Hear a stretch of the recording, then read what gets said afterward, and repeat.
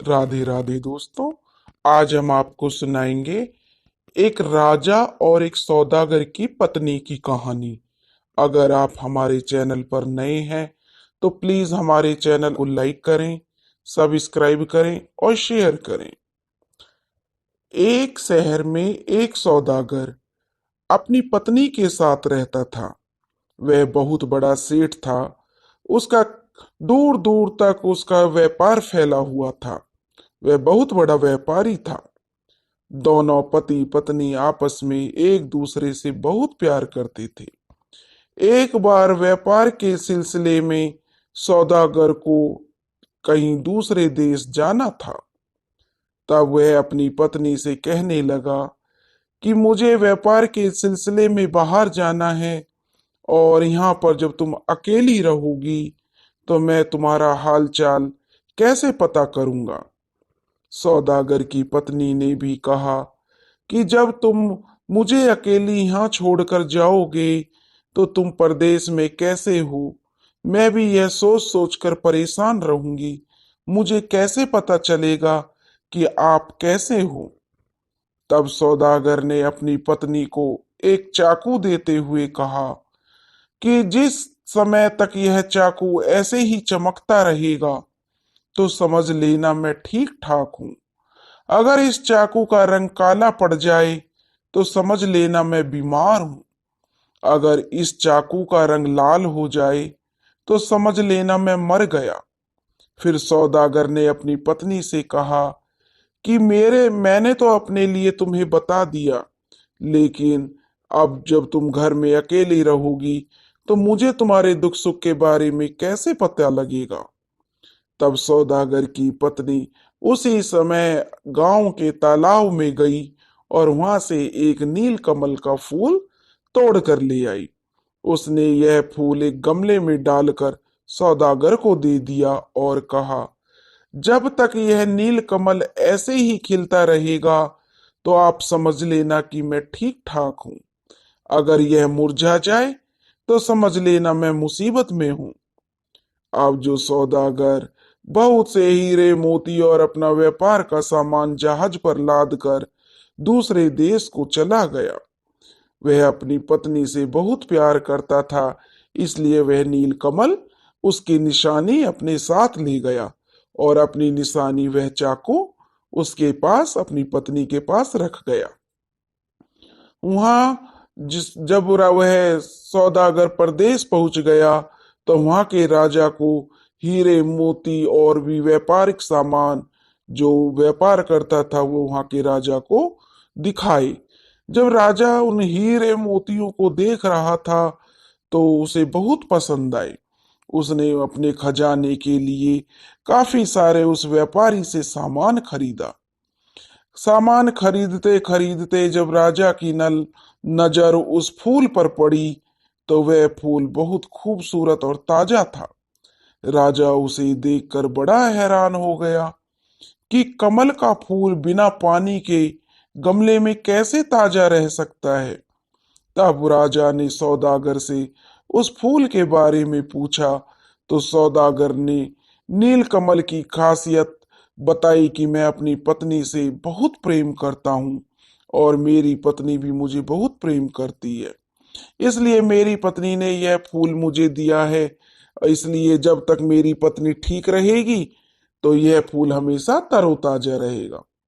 राजा ने सोचा कि सौदागर की पत्नी तो बड़ी सुंदर और गुणवान स्त्री होगी, जिसकी शक्ति के कारण कमल की सुंदरता और ताजगी बनी हुई है, वह बिना पानी के भी इतना ताजा है, तो इसकी पत्नी कितनी सुंदर होगी। राजा के मन में अब सौदागर की पत्नी को मिलकर देखने की इच्छा जो है जाग गई। वह उससे मिलने के लिए तड़पने लगा, उसे देखने के लिए तरसने लगा। उसने अपने मन की हसरत अपने मंत्री को बताई, क्योंकि राजा बहुत बेचैन था। उसे जब तक सौदागर की पत्नी को नहीं देख लेगा उसे चैन नहीं पड़ने वाला था। जब मंत्री ने राजा को परेशान देखा तो उसने राजा से पूछा कि राजा साहब क्या बात है, आप इतने परेशान को क्यों हो। तब राजा ने अपनी इच्छा कि मैं उस सौदागर की पत्नी को देखना चाहता हूं और अपनी इच्छा उसे बता दी। अब दोनों राजा और मंत्री उस सौदागर की पत्नी को देखने और उसे अपने नगर में लाने का उपाय सोचने लगे। बहुत सोच विचार करने के बाद उन्होंने दो चालें चली। एक तो सौदागर को 6 महीने के लिए अपने राज्य में ठहरने के लिए मजबूर कर दिया जाए। दूसरा, उसने दो ठगनियों को बुलाया। उन ठगनियों से कहने लगे कि अगर वह सौदागर की पत्नी को यहाँ ले आएंगी तो उन्हें मुंह मांगा इनाम दिया जाएगा। ठगनियां जब राजा के दरबार में आईं तो हाथ जोड़कर राजा के सामने खड़ी हो गई। वे राजा ने जब उनसे कहा कि तुम्हें सौदागर की पत्नी को यहाँ लेकर आना है, तब ठगनियां कहने लगी, महाराज, आसमान में से तारे तोड़कर लाने की शक्ति है हमारे अंदर। उन दोनों, और वह तो सौदागर की पत्नी है, उसे तो हम पलक झपकते ही ले आएंगे। ठगनियों ने योजना बनाई और योजना के मुताबिक उन्होंने एक साधु सन्यासियों वाले गेरुए रंग के कपड़े पहने और चल दी सौदागर के शहर की तरफ। जब वे सौदागर के घर के पास पहुंची तो उनमें से एक ठगनी ने सौदागर के घर का दरवाजा बजाया। जो सौदागर की पत्नी कहने लगी, कौन है, तो वह ठगनी कहने लगी, पुत्री, दरवाजा खोलो, मैं तुम्हारी नानी की बहन हूं। जब सौदागर की पत्नी ने दरवाजा खोला तो बाहर दो औरतों को खड़े हुए देखा। तो वह कहने लगी कि आप कौन हैं, मैंने आपको कभी नहीं देखा है। तो वह कहने लगी, अरे मेरी बच्ची, अरे मेरी बेटी, मैं तो तेरी नानी की बहन हूं, इसलिए तू मुझे पहचान नहीं पा रही है, क्योंकि जब मैं यहाँ से, तू बहुत छोटी थी तभी मैं तीर्थ यात्रा के लिए निकल गई थी, और यह मेरी पड़ोसन है। उसने दूसरी जो ठगनी उसके साथ थी उसकी ओर इशारा करते हुए उस सौदागर की पत्नी को बताया। लेकिन सौदागर की पत्नी भी बहुत चालाक और बुद्धिमान थी। उसने कहा, मैंने तो आपको कभी देखा ही नहीं है। तो चलो ठीक है, आप तीर्थ यात्रा से आ गई हैं, अगर मेरी नानी की आप बहन है तो आइए अंदर आ जाइए और बैठिए। परंतु मैं आपको तो पहचान नहीं पाई, लेकिन आपने मुझे कैसे पहचान लिया?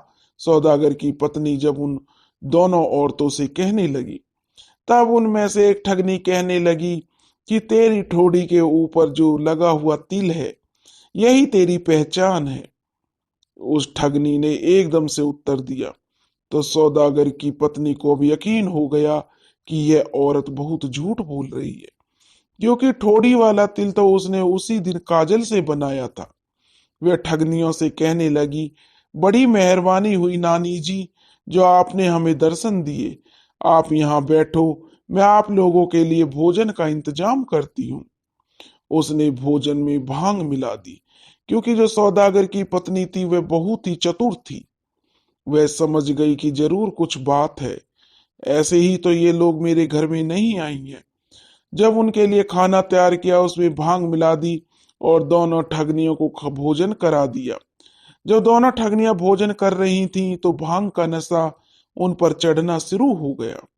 वह ऊंची ऊंची बातें करने आवाज में बातें करने लगी कि हम राजा से ज्यादा इनाम प्राप्त करेंगे। सौदागर की पत्नी को तो हम राजा के पास ले जाएंगे। हमने तो इतने सारे काम किए, आज तक किसी भी काम में असफल नहीं हुए हैं। ऐसे ही वे दोनों नशे में डींगे हाँकने लगी। सौदागर की पत्नी यह सब सुन रही थी। वह समझ गई कि जरूर ये कुछ राजा की चाल है। अब उसने उन दोनों को एक कमरे में पलंग के साथ बांधकर अंदर के कमरे में बंद कर दिया, और वह उन दोनों ठगनियों को भांग के पकौड़े खिलाती जाती। जब भी उनका नशा कम होता तभी उन्हें किसी भी पकवान, खाना या जो भी खाने पिलाने की चीज होती उनमें वह भांग डालकर खिला देती, और दोनों को सारा दिन नशे में धुत पड़ी रहती। जब कई दिन बीत गए और ठगनियां वापस नहीं लौटी तो राजा फिर परेशान हो गया। उसने फिर राजा ने मंत्री को अपनी परेशानी बताई और कहा कि मेरी बेचैनी दिन पर दिन बढ़ती जा रही है। मुझे उस सौदागर की पत्नी को देखना है। राजा की बात जब मंत्री ने सुनी तो उन्होंने फिर दो ठगों को बुलवाया और उनसे कहा कि अगर तुम सौदागर की पत्नी को इस नगर में ले आओगे तो तुम्हें बहुत बड़ा इनाम दिया जाएगा।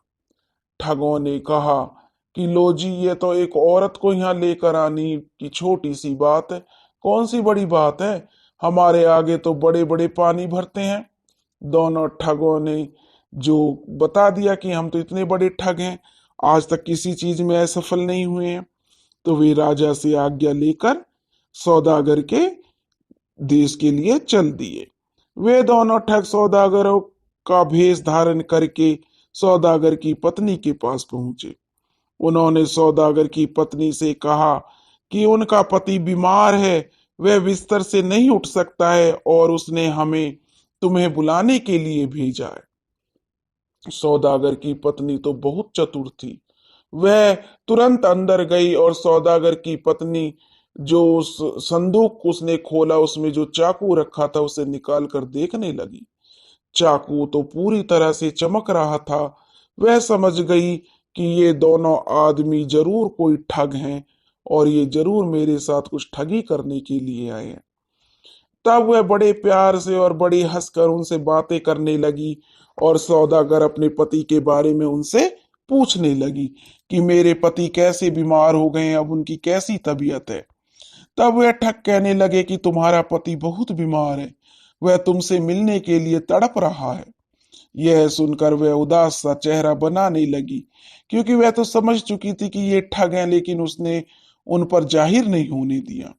तब वह कहने लगी कि आप तो मेरे पति के मित्र हो, आप बहुत दूर से आए हो, आराम कर लो और मैं तुम्हारे लिए खाने पीने के लिए भोजन तैयार करती हूँ। उसने उन ठगों को भी खाने में भांग के पकौड़े खिला दिए। ठग पकौड़े खाकर उलूल जुलूल बोलने लग गए। सो वे कहने लगे कि हम तो सौदागर की पत्नी को ले जाकर राजा को दे देंगे तो हमें बहुत बड़ा इनाम मिलेगा। अब सौदागर की पत्नी पूरी तरह समझ गई कि ये दोनों भी ठग हैं। उसने जो उन दोनों ठगों को भी उसी कमरे में बंद कर दिया और उनको भी भांग के पकौड़े और भी खाने की चीजों में मिलाकर देती रही, जिससे वे सारा दिन सोए रहते। और जैसे ही उनकी नींद खुलती, भांग का नशा कम होता, तो तुरंत उन्हें और भांग मिलाई हुई चीजें खिला देती, जिससे वे हमेशा सोए रहते। इस तरह से कई दिन बीत गए। राजा ने फिर मंत्री को बुलाकर कहा, लगता है ठग भी अपने लक्ष्य को में कामयाब नहीं हुए हैं। वे तो मतलब इतने बड़े ठग नहीं थे, वे जो हमारा काम पूरा नहीं कर सके। इसलिए अब हमें ही चलना चाहिए और देखना चाहिए कि सौदागर की पत्नी कैसी है। राजा और मंत्री ने सौदागर के सौदागर के घर जाने के लिए पूरी तैयारी कर ली। अब दोनों उस देश के लिए चलती है। दोनों ने जाकर जब सौदागर की पत्नी का दरवाजा खटखटाया तो सौदागर की पत्नी बाहर आई। जो राजा का मंत्री था उसने कहा कि उनको सौदागर की पत्नी से मिलना है, क्योंकि वे लोगों ने सौदागर की पत्नी को देखा नहीं था। तो वह कहने लगी कि सौदागर की पत्नी कुछ सोचकर बोली कि मैं तो उनकी दासी हूं, आप यहाँ बैठो और भोजन ग्रहण कर लो, फिर मैं आपको अपनी मालकिन से मिलवा दूंगी। क्योंकि वह तो सौदागर की पत्नी बहुत चतुर थी और उसके घर इतने लोग क्यों आ रहे हैं, वह पहले उनका भेद लेना चाहती थी। इसलिए वह खुद ही दासी बनकर उनके सामने आ गई। उसके बाद वह उनको रोटी खिलाने गई, तो या जब पानी पिलाने, सब्जी रोटी लेकर जब भी जाती उनके सामने, तो वह अलग अलग बार अलग अलग भेष बदल कर जाती।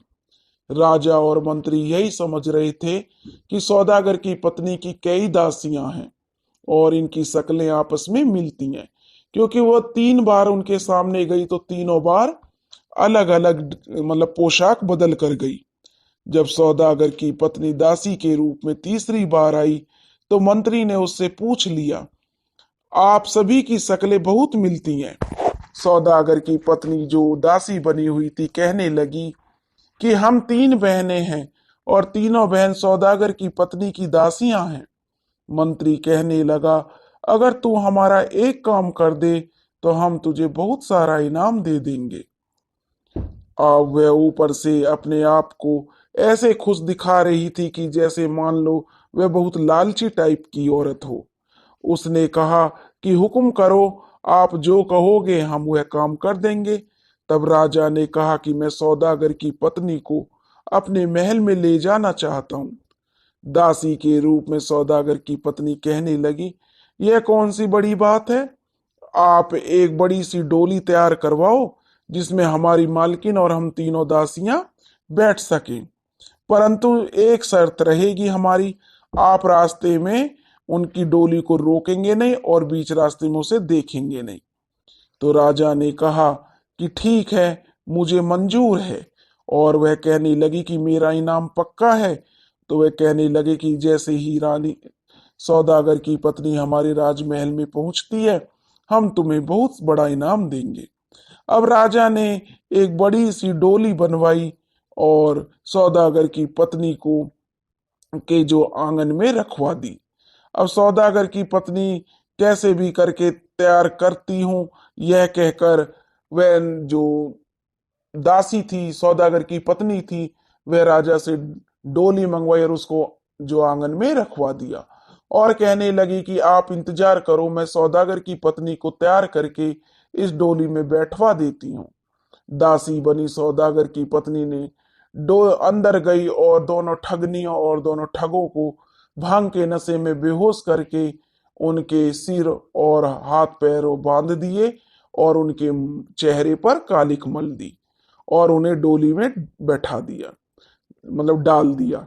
दासी बनी सौदागर की पत्नी ने बाहर आकर राजा से कहा और राजा और मंत्री दोनों से कहा कि हम सभी डोली में बैठने वाले हैं, आप अपने कहारों को बुलवाकर डोली ले चले। अब खुद वह अपने कमरे में चली गई और डोली के अंदर उन ठग और ठगनी को बैठा दिया। राजा और मंत्री बहुत खुश हुए और वह जल्दी जल्दी डोली को लेकर अपने महल की तरफ चल दिए। जब उन्होंने अपने महल पहुंच गए तो जब उन्होंने डोली खोली तो राजा बहुत उत्सुक था। वह उस सौदागर की पत्नी को देखना चाहता था। जैसे ही उन्होंने डोली को खोला तो हाथ मलते रह गए। डोली के अंदर ठगनियां और ठग थे। राजा को अब बहुत गुस्सा भी आया, पर वह कर भी क्या सकता था। अब वह मंत्री से विचार करने लगा कि अब जैसे भी हो अब उस सौदागर की पत्नी को हर हाल में महल में लाना ही होगा, क्योंकि वह बहुत चतुर है। मंत्री ने एक और चाल चली, उसने राजा के साथ विचार विमर्श करके सौदागर को अपने पास बुलाया।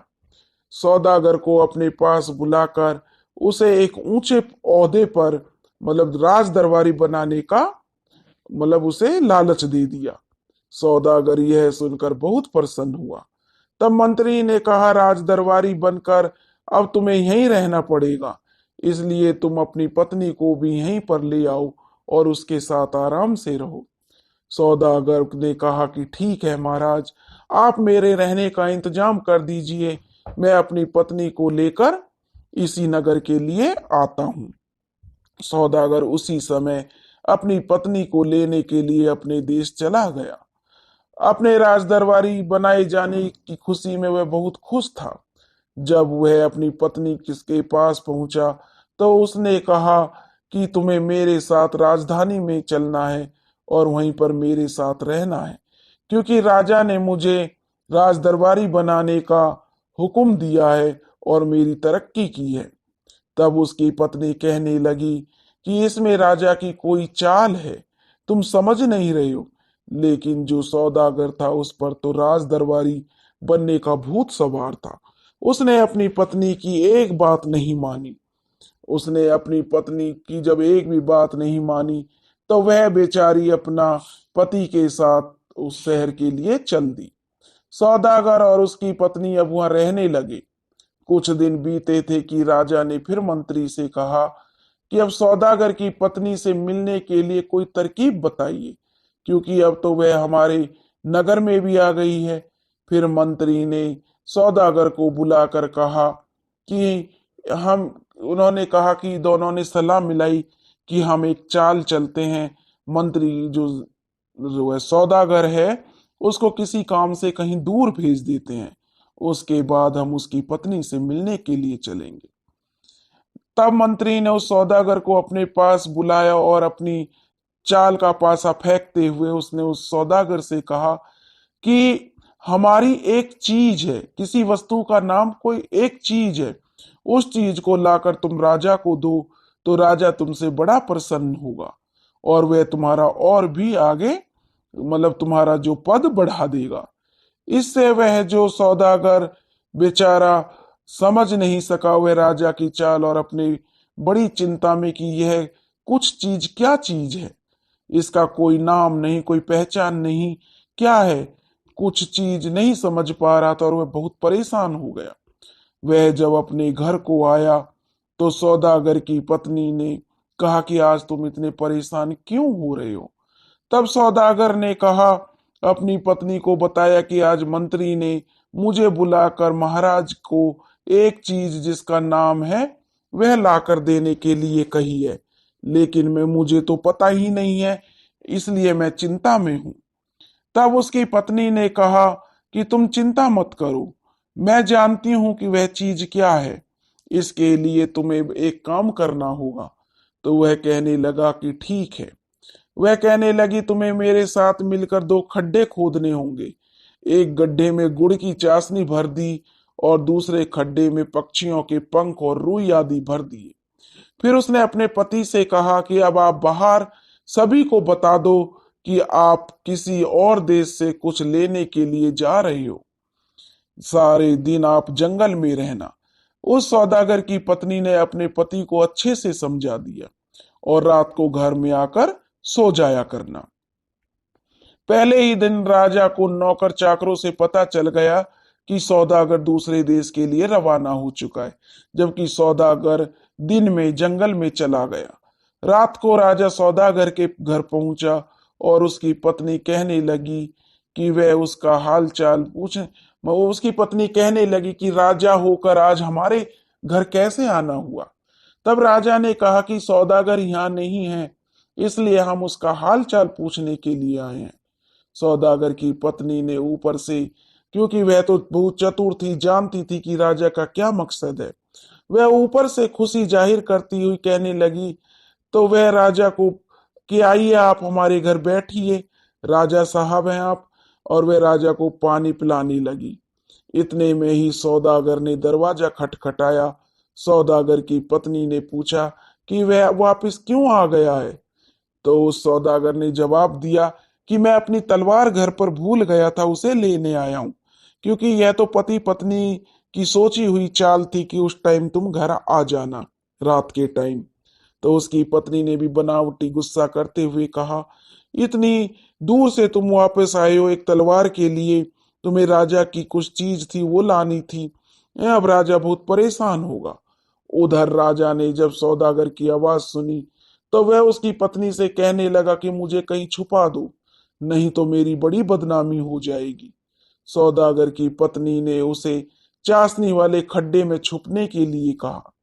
जब राजा चाशनी वाले खड्डे में छुप गया तो चाशनी उसके सारे शरीर पर चिपक गई, उसके सारे कपड़े चिपचिपे हो गए। अब वह घबरा कर बाहर आ गया, क्योंकि सौदागर तो तलवार लेकर चला गया था। जब वह खड्डे से बाहर आया तो सौदागर की पत्नी ने उसे पंखों वाले खड्डे की तरफ धक्का दे दिया और साथ ही उसने दरवाजा खोल दिया। सौदागर और उसकी जो कि सौदागर अभी बाहर ही खड़ा था, उसकी पत्नी ने बताया कि अब आपको बाहर जाने की आवश्यकता नहीं है, मैंने कुछ पकड़ लिया है। दोनों ने पंखों वाले खड्डे में से राजा को बाहर निकाला और राजा के शरीर पर जो चाशनी लगी हुई थी उसमें सारे पंख और रुई चिपक गई। उसको पहचानना बहुत मुश्किल हो रहा था। सौदागर ने भी उसे नहीं पहचाना। राजा डर के मारे कुछ बोल भी नहीं रहा था। सौदागर की पत्नी ने राजा के गले में रस्सी डालकर कहा कि जाओ इसे ले जाओ, यह और इसे मंत्री के हवाले कराओ, क्योंकि यही कुछ भी चीज यही है। सौदागर राजा को मंत्री के पास ले गया और एक कहा कि यह लो अपना, कुछ ले लो, जो आपने मुझसे मंगाया था यह कुछ ले लो, और अब आपकी जिम्मेदारी है। मैंने तो आपको लाकर कुछ सौंप दिया है। जब सौदागर घर आ गया तो राजा ऊंची ऊंची आवाज में रोने लगा। मंत्री ने राजा को पहचान लिया और दोनों ने सौदागर की पत्नी से तौबा कर लिया। दूसरे दिन सुबह दरबार में सौदागर ने जाकर राजा को बताया कि उसने मंत्री को कुछ सौंप दिया है, तो वह आप ले लीजिए और मेरा पद बढ़ा दीजिए। राजा ने फिर कहा कि उसने कुछ को देख लिया है, तुम्हें चिंता करने वाली बात नहीं है। मंत्री ने मुझे उसे दिखा दिया है। लेकिन अंदर से तो राजा पानी पानी हो गया, शर्म के मारे हुए क्या कहता। उसने सौदागर को ढेर सारा इनाम दिया। तब सौदागर ने राजा से कहा, महाराज, कभी हमारे घर भी चरण डालो, कभी हमारे घर भी पधारो। क्योंकि सौदागर सारी बातें उसकी पत्नी ने सौदागर को शुरू से आखिरी तक कैसे दो ठगनी गई, कैसे दो ठग गए और फिर बाद में राजा और मंत्री गए, पूरी बात अपनी पति को बता दी थी। जब सौदागर ने राजा को अपने घर आमंत्रण करने के लिए कहा कि मेरे घर आमंत्रित हो जाना, तो राजा की जगह मंत्री ने उत्तर दिया, महाराज, अब सौदागर महाराज किसी के घर नहीं जाते हैं। उन्होंने कसम खाई हुई है कि वो किसी के घर नहीं जाएंगे, क्योंकि राजकाज से ही इतनी फुर्सत नहीं मिलती है। राजा बहुत बिजी होते हैं, उन्हें इतना टाइम कहाँ होता है। लेकिन वे अपनी नाकामी को छुपा रहे थे और सौदागर मंद मंद मुस्कुरा रहा था।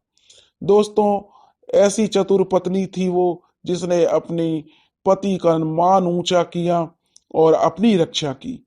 अगर आपको हमारी कहानी पसंद आए तो प्लीज हमारे चैनल लाइक करें, सब्सक्राइब करें और शेयर करें। राधे राधे।